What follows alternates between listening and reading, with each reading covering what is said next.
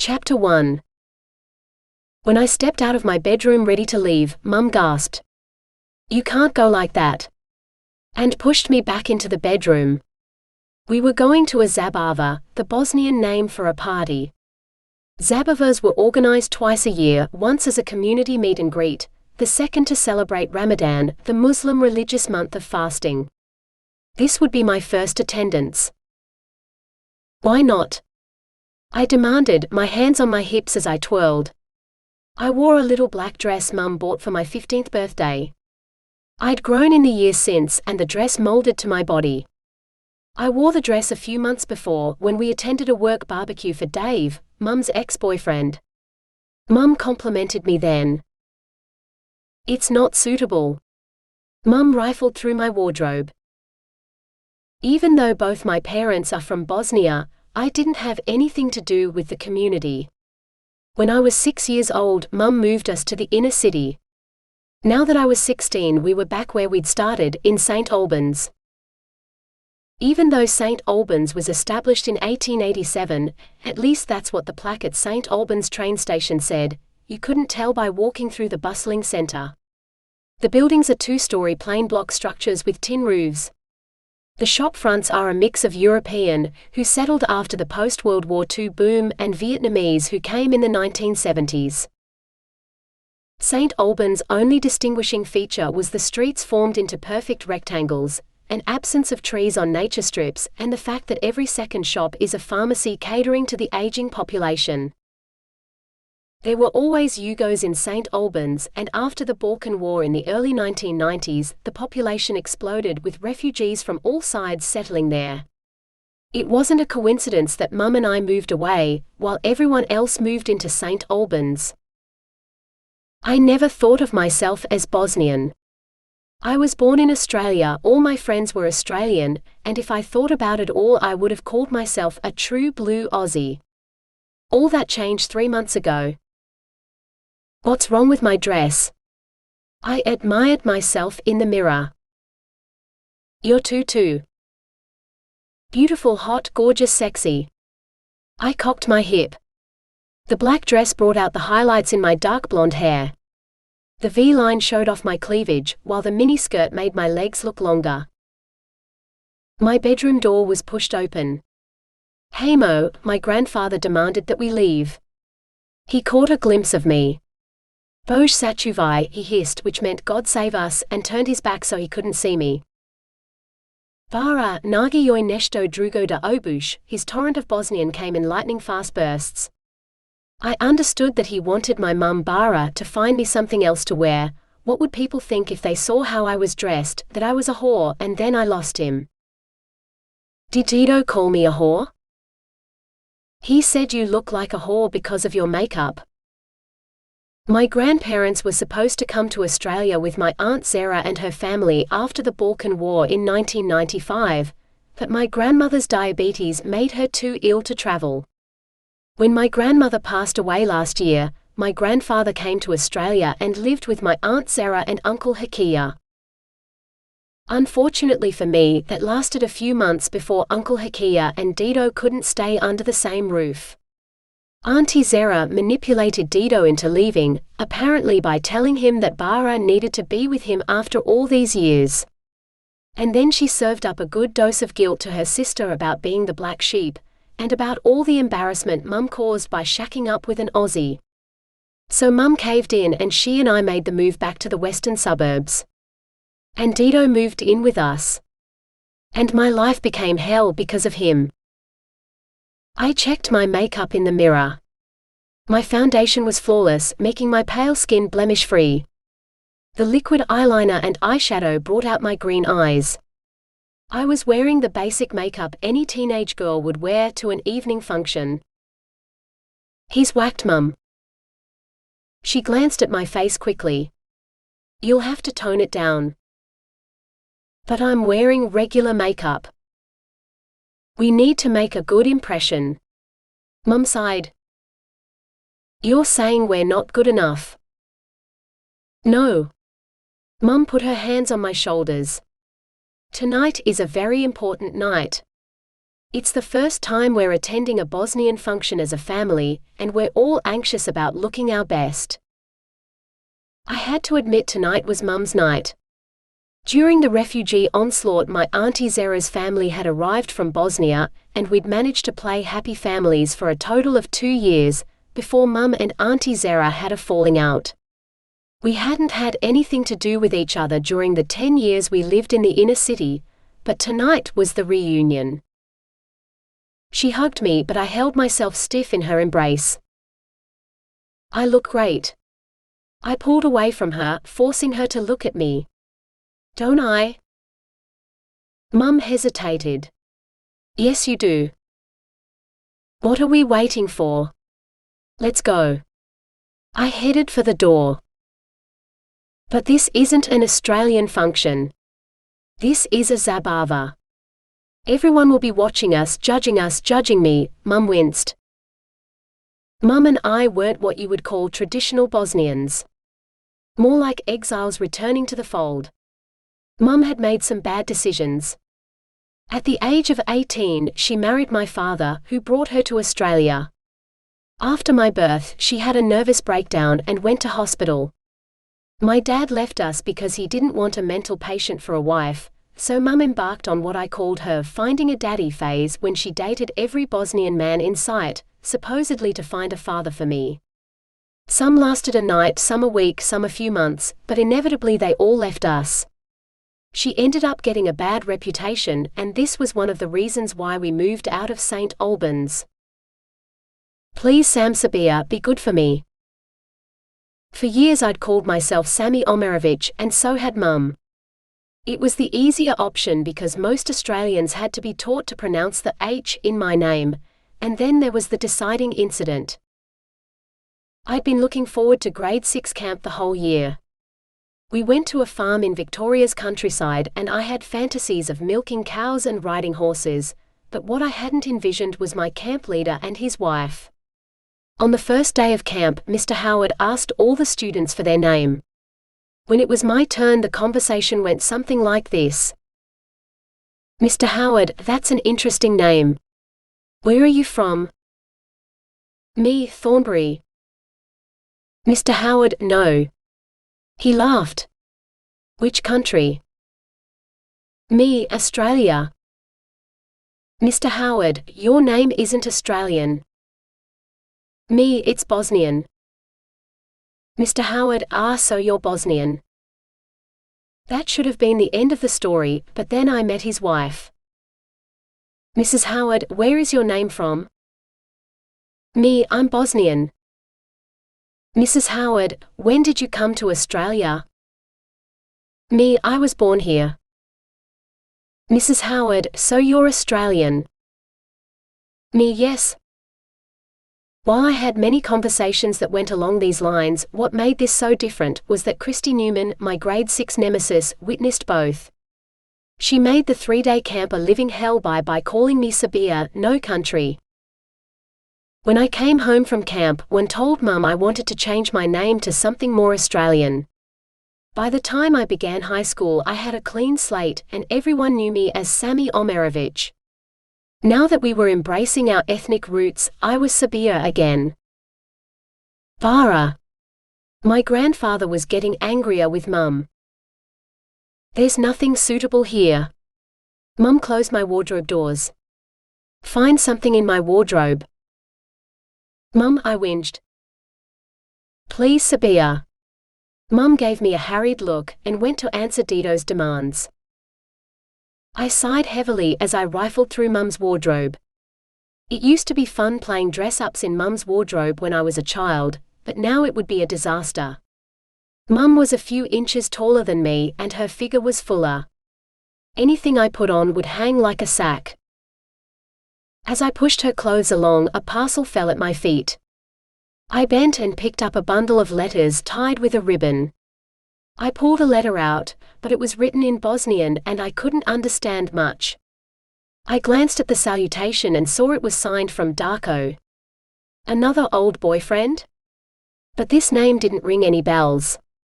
I returned the letter to its envelope and tossed the bundle back to the bottom of the wardrobe. I'd make sure to come back and decipher them later. How did you go? Mum asked as she rushed in. There's nothing here that will fit me. I shut the wardrobe doors. Nice try. Mum opened the doors. No way. I cringed as Mum held out the dress to me. And that's how I ended up at the Sabiha, without a speck of makeup and wearing the dorkiest outfit in the history of female fashion. Nice dress, snickered my cousin Adnan as I sat in the chair next to him. I stiffened. His sister Marisa gave me a dismissive once-over. She was wearing a silver silk suit jacket and skirt that was fitted around her tall willowy body. She'd managed to toe the line between modesty and good taste without looking frumpy. Unfortunately, I wasn't so lucky.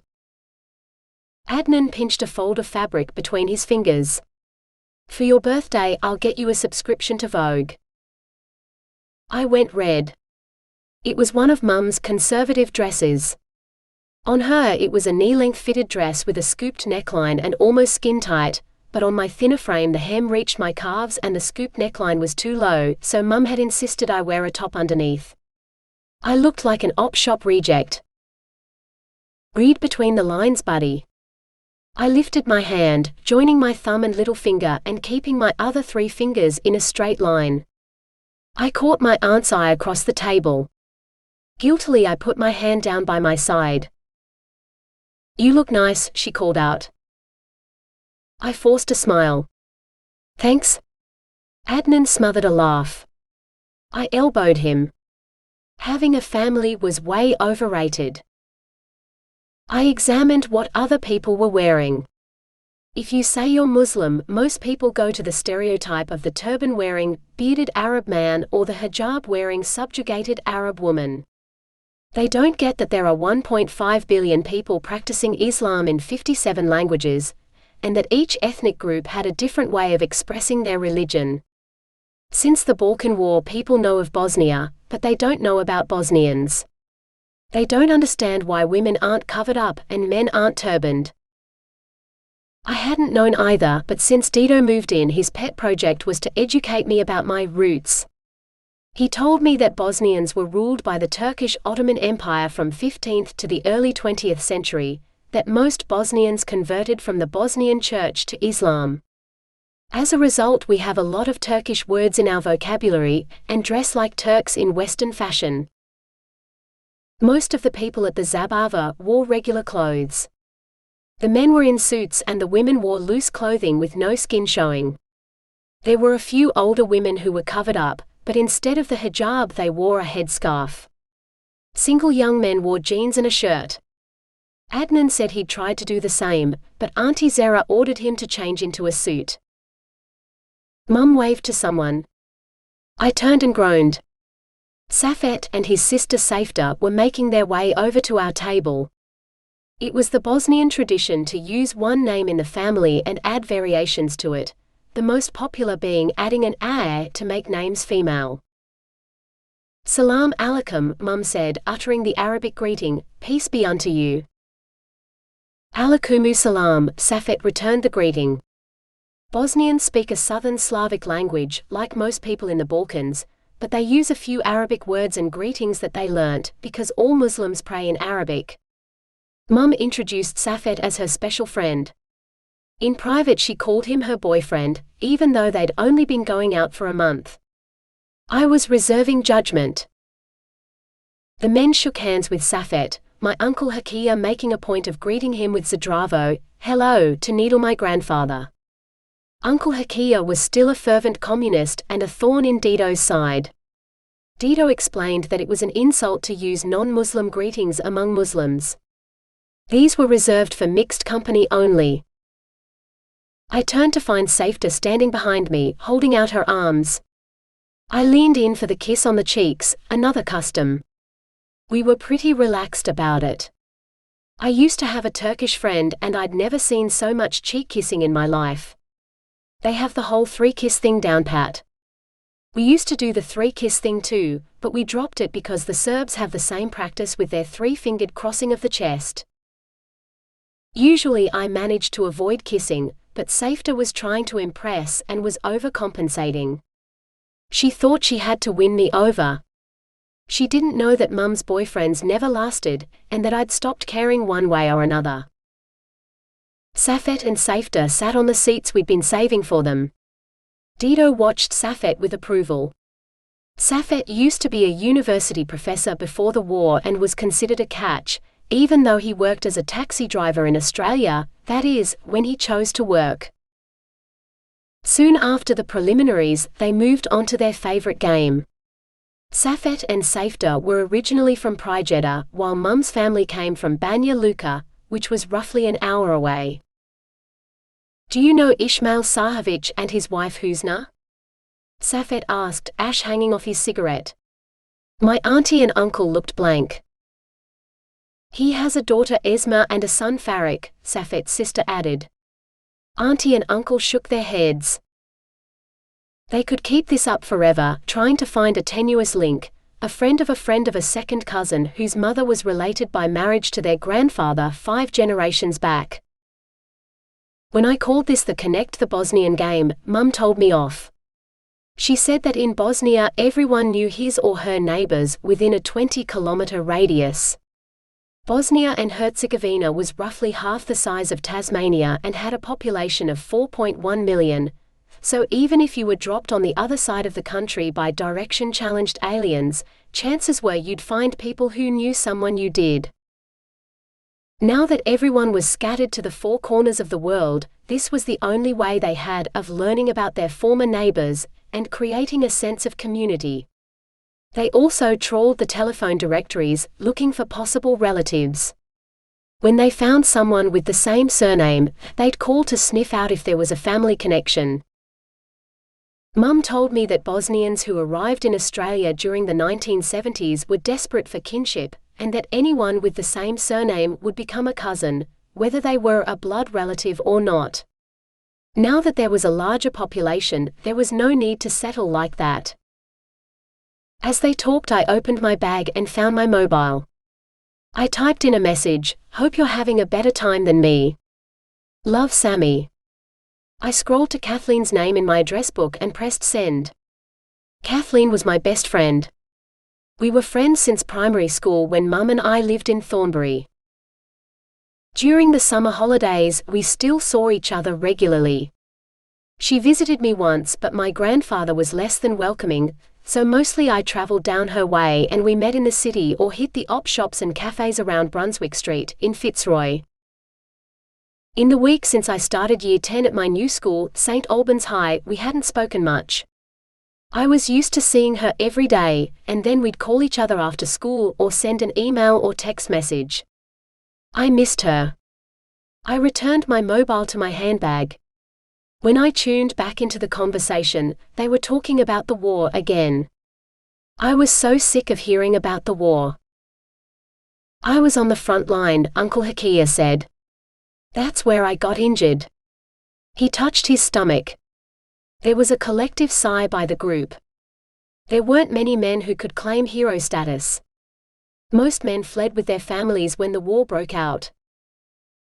When he arrived in Australia, Uncle Hakia had surgery to repair the damage to his gut. He attempted working for a few years, but his health was frail and he was in too much pain. Now he tended to the garden and ran errands, while Auntie Zera and my cousin Marisa, who was 20 years old, worked as cleaners. In Bosnia, Hakia had been a veterinarian and Zera was a nurse. I lost my wife and 2 daughters. My oldest would be Sabiha's age. It was Safet's turn and he glanced at me. We all shook our heads on cue. My fiancé was a police officer in Prajeta. After Serbs seized the city, he was arrested, with all the other officials and non-Serb leaders. I never heard from him. They were probably sent to Omarska, Sabiha said. We all looked down, remembering the television images of emaciated men staring at the camera through steel fences. Omarska was the Serb-run concentration camp in which Bosnians were imprisoned, the Bosnian equivalent of Auschwitz. Even though I was sick of the constant talk about the war, when I remembered those images, I realized why they couldn't let it go. I turned away and watched the Bosnian folk dancing on what passed as the dance floor. When Mum talked about attending the Zabava, I'd imagined a fancy ball. Instead, we were in a high school gym. There were folding tables and plastic chairs laid out in long rows from one end of the gym to the other, with a walkway in the middle. In the canteen attached to the gym, the women were making food. Heavy clouds of cigarette smoke hung over the tables, blending with the smell of sweat, onions and cooked meat. On the stage behind me, a folk band were producing an ear-piercing tune. Some people would call it music, but I wasn't one of them. While I watched the folk dancing, it had seemed deceptively easy. Dance in a circle holding hands as if you're in a conga line and shuffle your feet in a quick two-step. But for some reason I lacked the necessary rhythm to transform the simple moves into a high-spirited jig. When I tried dancing, it looked like I was jumping on a pogo stick. Mum had natural rhythm. Her cheeks were flushed, a wide smile on her face as her feet kicked in unison with the other dancers. As we walked back to our table, a man stared at us. "Isn't that Mustafa?" I asked Mum as we sat. Another ex-boyfriend. He'd lasted nearly a year and was one of the rare guys I'd liked. I smiled and lifted my hand to wave. "Don't." Mum slapped my hand down. "He's with his wife." A little girl about 8 years old sat on his lap. His wife noticed me staring. I looked away and met my aunt's gaze. Auntie Zara cast Mum a scathing look. Mum blushed. Auntie looked like she was about to get stuck into her sister. "I'm hungry," I exclaimed loudly. Uncle Hakia and Adnan stood to get savapi and soft drinks for us to eat. I loved savapi. The grilled skinless sausages made with minced beef or lamb, garlic and spices served on a Turkish roll with diced onion. While we were eating, they resumed their conversation. Uncle Hakia had a toothpick between his lips. "The war happened because of who we are. It's backward the way everyone's identity is decided by his or her religious beliefs. We call Bosnian Catholics Croatians or Orthodox Bosnians Serbs, even if their family has lived in Bosnia for centuries." Uncle Hakia's theory was that there were no problems when former Yugoslavia existed under the communist president Tito, who led the partisans to defeat the Nazis in World War II.